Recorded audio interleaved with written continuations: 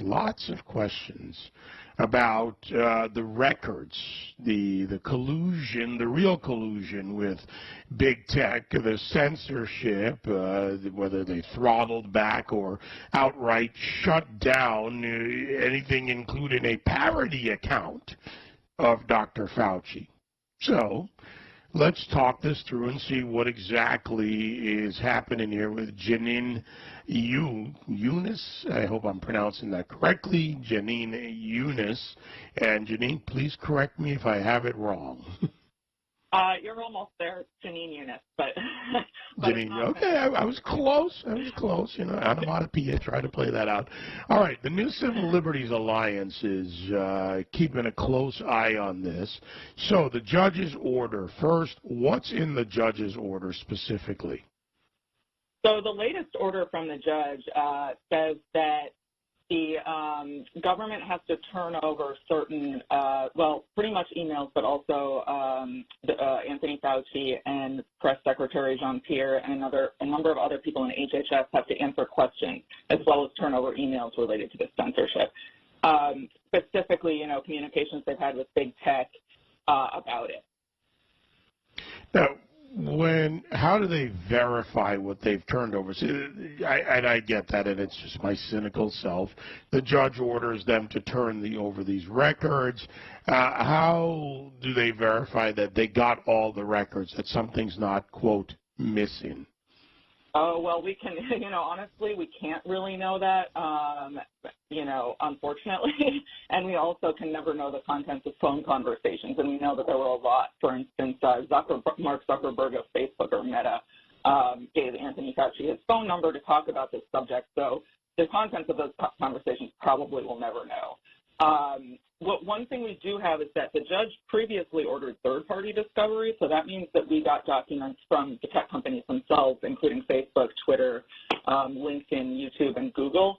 And so to the extent there are, you know, sort of similar questions or similar areas that we're exploring, we could note that, for instance, we got them from the tech companies but not from the government.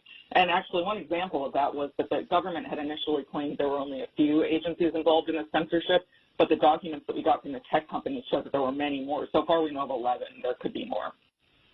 You know, I have to ask the question, and even though we're at the starting point, the beginning of the interviews, you know, where does this go? What's the goal here? I mean, look, I believe in transparency. Any records and every record we can get, I think, should be out there. But, you know, from your perspective, from the New Civil Liberties Alliance perspective, what's the goal?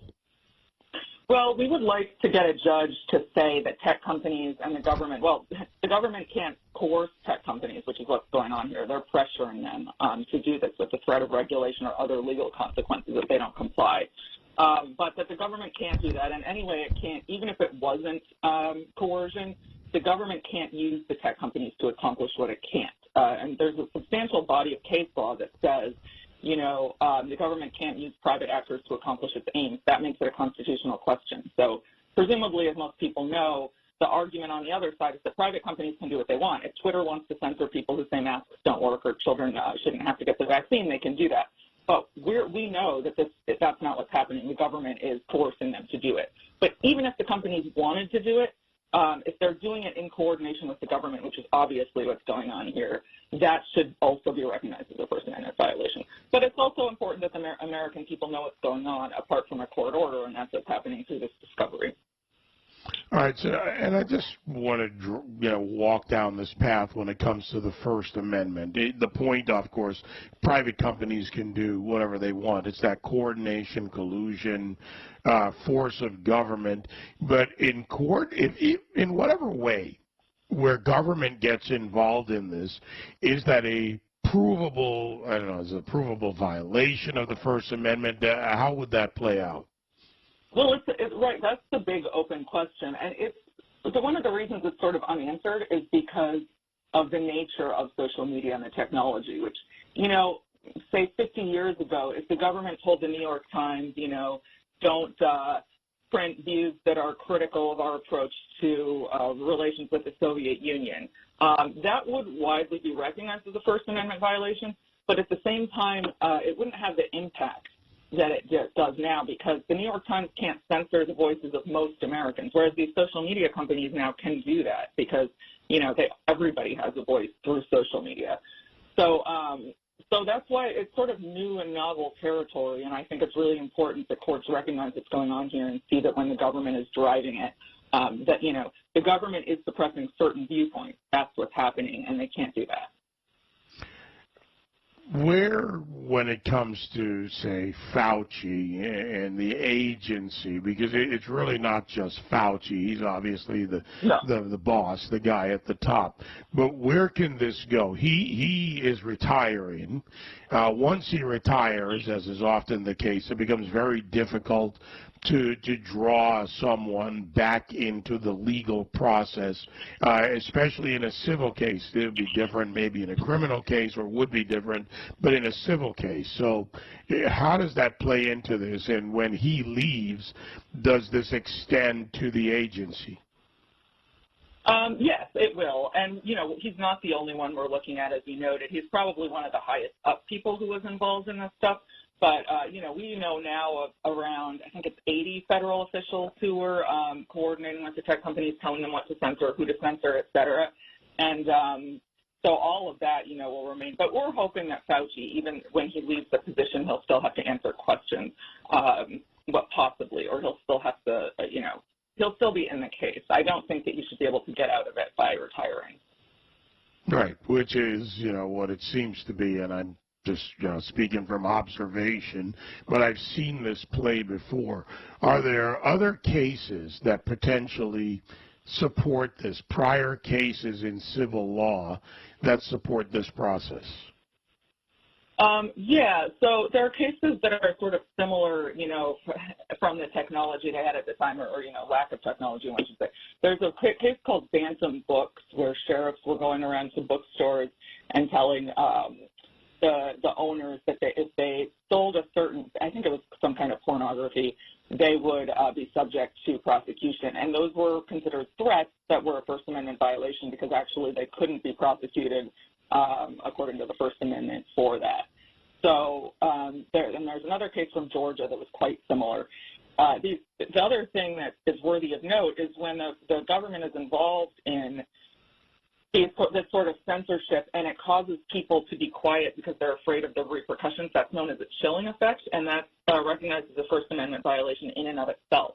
So plaintiffs don't necessarily have to show that they were actually censored by the government. If they can show that they feared reprisal from the government or from third parties because of the government, then that's a First Amendment violation. So let's draw this line and tell me if it connects or not in any way, or how it would if it does. Section 230 and this effort to retain the records, transparency. Look, there have been emails leaked. There clearly was communication. I don't think that's a debate or the key debate. It's to what extent they carried out actions or worked together. Emails between other agencies, similarly, not just NIH and Fauci, CDC and others. But where and how, or if possible, does this lead to a review, or could lead to a review of Section 230? Well, that's actually one of the issues here, is that the government, Biden and some people below him, have threatened to try to get rid of Section 230 if the social media companies don't comply. So in that way, it's sort of being used as a you know, carrot and stick. But there are people who are looking at holding the companies liable for censorship on the theory that they're state actors based on Section 230 sort of favoring them.